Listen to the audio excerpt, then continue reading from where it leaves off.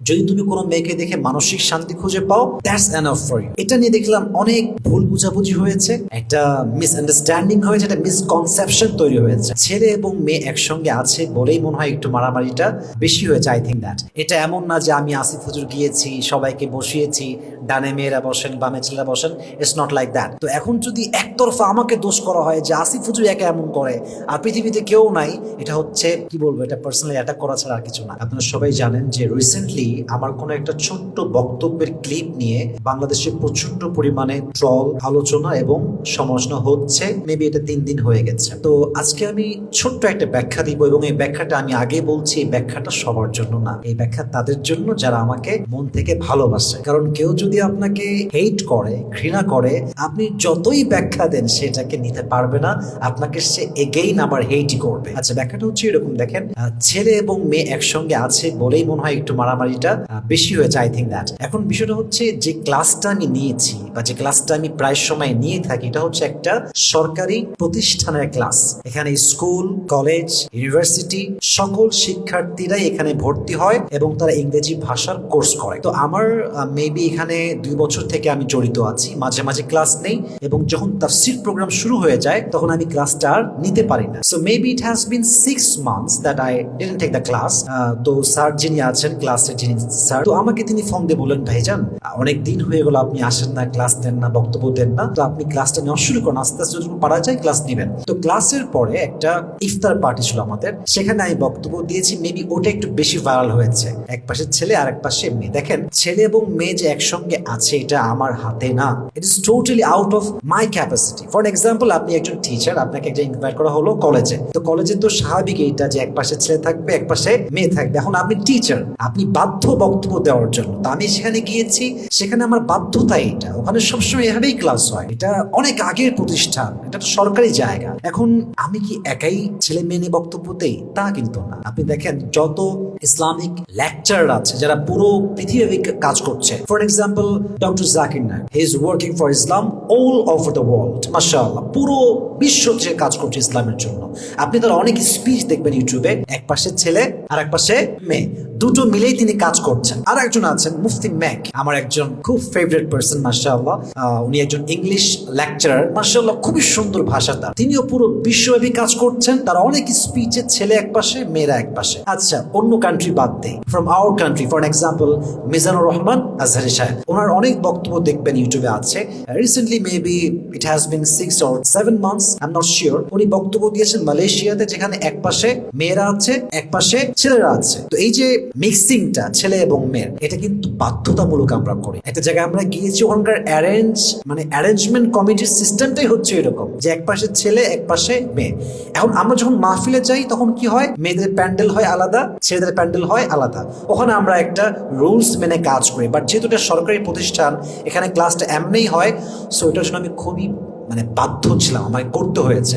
এবং আমি এখানে অনেক সময় বক্তব্য দিয়ে থাকি।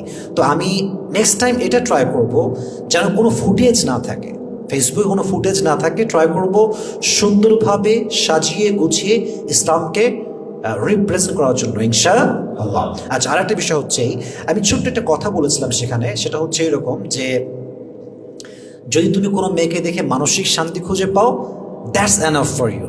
এটা নিয়ে দেখলাম অনেক ভুল বুঝাবুঝি হয়েছে, একটা মিসআন্ডারস্ট্যান্ডিং হয়েছে, একটা মিসকনসেপশন তৈরি হয়েছে।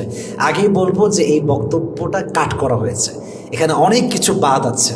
মূলত at that time I was talking about marriage issue, আমি বিয়ে নিয়ে কথা বলছিলাম। তো আমি বললাম যে ছেলেদেরকে যে বিয়ের ক্ষেত্রে মেয়েদের মাঝে সবচেয়ে বেশি জরুরি হচ্ছে চরিত্র। কারণ নবীজি বলেছেন, হাদিসটা হচ্ছে, ক্বালা রাসূলুল্লাহি সাল্লাল্লাহু আলাইহি ওয়াসাল্লাম, তুনকাহুল মারআতু লিআরবাইন, লিমালিহা ওয়া লিজামালিহা ওয়া লিহাসাবিহা ওয়া লিদীনিহা। A woman is married by looking at 4 qualities. একজন মেয়েকে 4টা গুণ দেখে সাধারণত বিয়ে করা হয়। নাম্বার 1, লিমালিহা, for her wealth status. Number 2, ওয়ালিজামালিহা, ফর হার বিউটিনেস। নাম্বার 3 হচ্ছে ফর হার ফ্যামিলি স্ট্যাটাস। আর 4 নম্বরটা হচ্ছে ওয়ালিদীনিহা, ফর হার রিলিজিয়াস পার্সোনালিটি।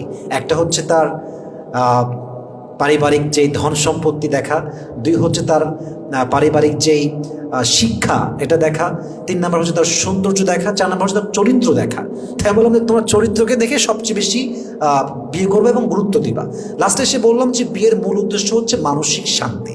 যেমন এর দলিল আছে কোরআনে 21 নম্বর পারা সূরাতুর রুম 21 নম্বর আয়াত, আল্লাহ তাআলা বলছেন ওয়ামিন আয়াতিহি আন খালাকা লাকুম মিন আনফুসিকুম আজওয়াজান লিতাসকুনু ইলাইহা।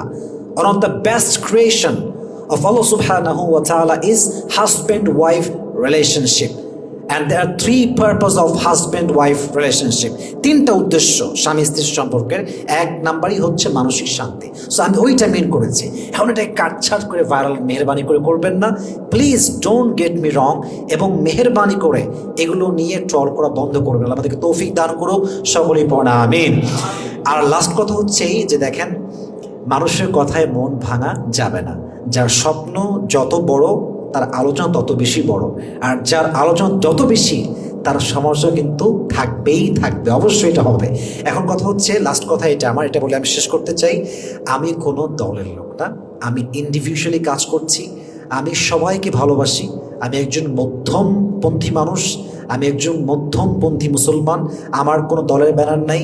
আর সবচেয়ে বড় বিষয়টা হচ্ছে আমি প্রত্যেকটা প্রোগ্রাম করি, আমি সুন্নি মহাসম্মেলন করি, আমি আহলে হাদিসের মাহফিল করেছি, আমি কোনো ভেদাভেদ করি না, আমি সব প্রোগ্রামই করেছি আল্লাহর রহমতে। অতএব আমাকে কোনো দলে ভাগ করবেন না, and I am so sorry যদি আমি কোনো ভুল করে থাকি। আর সর্বশেষ কথা হচ্ছে, আমার দ্বারা কখনো কাউকে আমি ট্রল করব না, আমি অলওয়েজ মানুষের ভুল কথাটা হাইলাইট করব না, আমি তার ভালোটা আগে বলবো, তারপরে তার ভুল ধরাবো। যদি আমার কোনো গুণ থাকে আপনি গুণটাও বলেন, খারাপটাও বলেন, তাহলে মানুষ কী করবে, পজিটিভলি নেওয়ার ট্রাই করবে ইনশাআল্লাহ। এবং সর্বশেষ কথা হচ্ছে, মেহেরবানি করে যারা আমাকে ভালোবাসেন এগুলো মারামারিতে যাবেন না, কোনো বাজে মন্তব্য করবেন না। And to be honest with you, this is my personal point of view, I don't compare myself with anyone, I don't overtake anyone, and I don't want to compare myself with anyone. This is really true. আমি কখনো আমাকে নিজের সঙ্গে অন্য কাউকে যে মিশাবো, তুলনা করবো, এটা আমি কখনো করি নাই। আমার জায়গা থেকে always I try my best to B the better version of my self. নিজে ভালো তো জগৎ ভালো, নিজে ভালো তো সমাজ ভালো। তো আমার নিজেদের ভুল দেখবো, আর যদি আমার কোনো ভুল থাকেও দোয়া করবেন যেন আমাকে সংশোধন করে দেয়। এই বলে শেষ করছি আজকের মতো। আল্লাহ আমাদের সবাইকে তৌফিক দান করুন, সকলে পড়া আমিন। এবং সকলকে ভালোবাসার একটা হৃদয় দান করুন, সকলে পড়া আমিন।